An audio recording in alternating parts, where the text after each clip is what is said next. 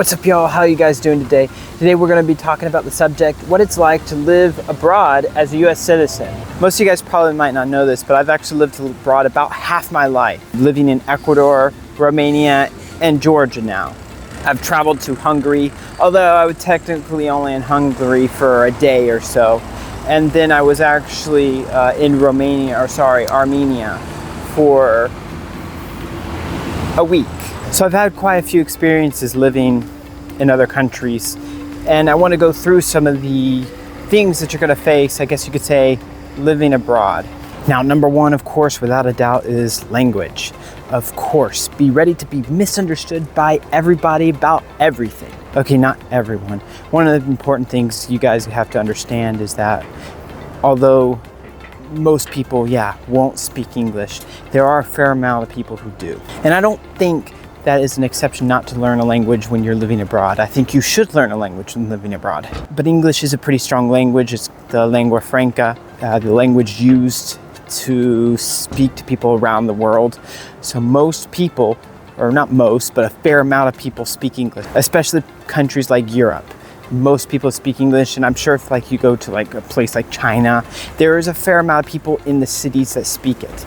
But when you go out to Latin America, there's not going to be too much English. And in that aspect, I do encourage you guys to learn a language. As you guys know, I relatively know Spanish. It's kind of, but I learned it. And the thing is, I was actually living in Ecuador when I started learning the language, obviously, because they speak Spanish there. And just as I was getting to the point where I felt like I could speak and enjoy myself and understand the conversation in its entirety, we leave to go to Romania. And I started learning Romanian. Well, now I'm here in Georgia, and after learning a little bit of Romanian, I'm not so optimistic about learning another language. So I have a theory.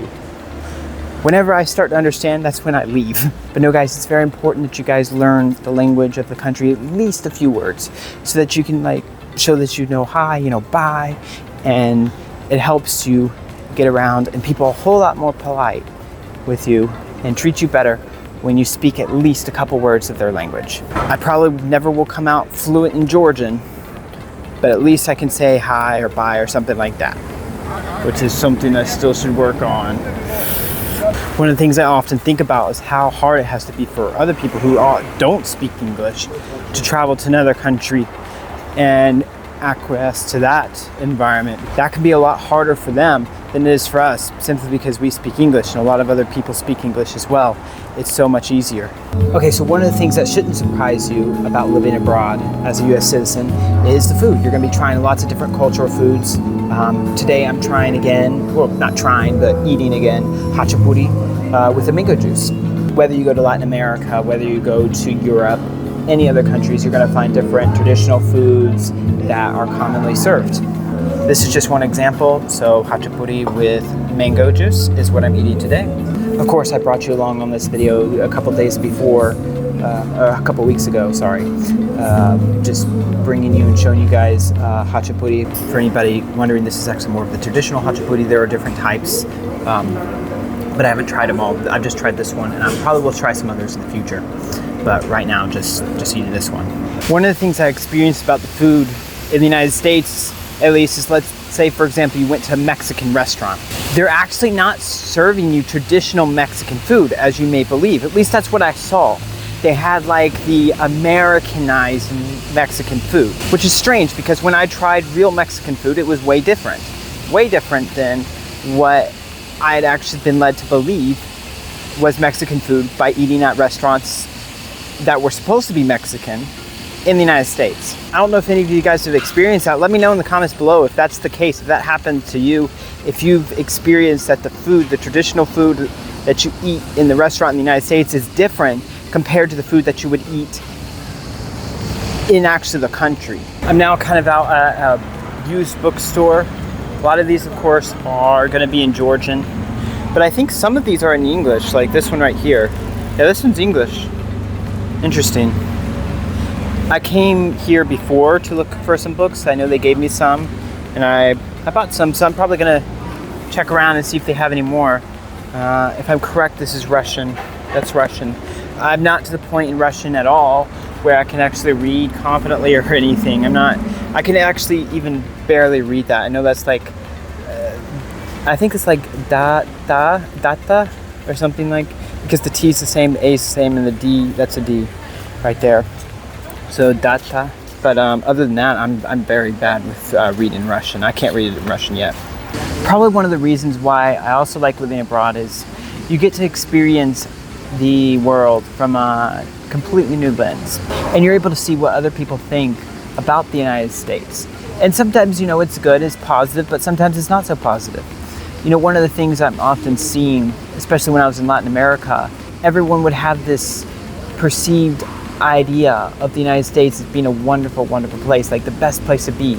And, you know, when it comes to business and building your business, chasing your dreams, maybe in some cases that's the case. But if you're trying to live like a slower, more relaxed life, that's obviously not the situation. Latin America is definitely a slow-paced place. It's a better environment. In some cases, you could argue for children, etc., if you're wanting to raise up a family and things in that situation. Of course, there's always some people who love the United States and want to visit. A lot of people in Latin America like that. They're like, oh yes, I want to go. There's so many people that wanted to go. When I was there, everybody was just planning to go there and trying to leave, etc. And there are some people who are like, I've been there, it's okay, I'd rather be here. It just depends on the circumstances. But there are some people who like the United States, there's some people who don't. Some people have mixed feelings about it. And you're able to experience that firsthand, whereas when you're in the United States, you don't really experience that yourself, how other people feel about the country.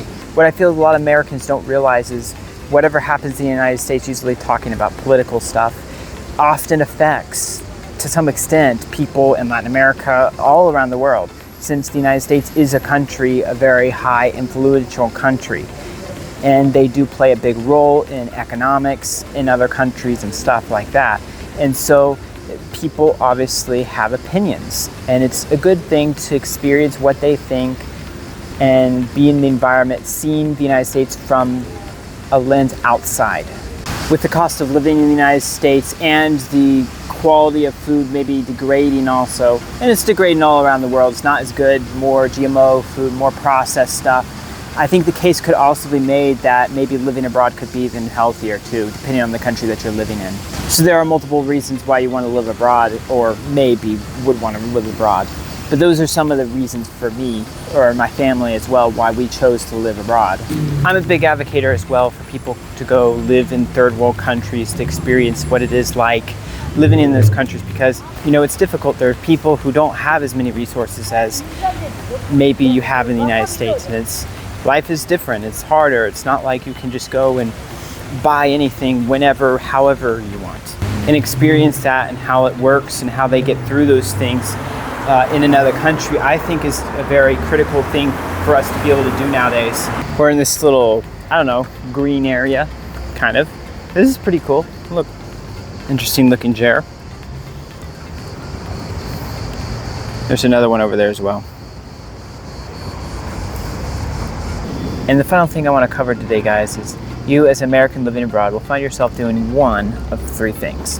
Number one is digital nomad, number two is English teacher, and number three is influencer. Now, I'm sure there's exceptions. Maybe I'm forgetting one. Comment below, guys, if I've forgotten one.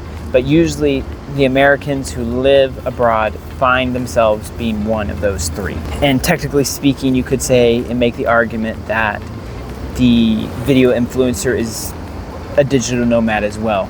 But I'm trying to say that that's a different category, because maybe you have programmers who are living abroad. I see those people as more being digital nomads instead of the influencers. That they could technically be nomads, digital nomads as well, but you get my point. And when you're living abroad, English teaching is always going to be an option for you, usually, no matter what. Generally speaking, you're going to have always the ability to teach English, and that's kind of what I do. I'm an English teacher, and I teach, and I also do a little bit of videos on the side, but honestly, not so much. Those are my thoughts about living abroad. I don't know if you guys have anything else that you would like to add. add them in the comments below, because, you know, honestly, I think there's more ideas that come from you guys leaving comments below than there is probably from me just making a video. That's probably just the truth.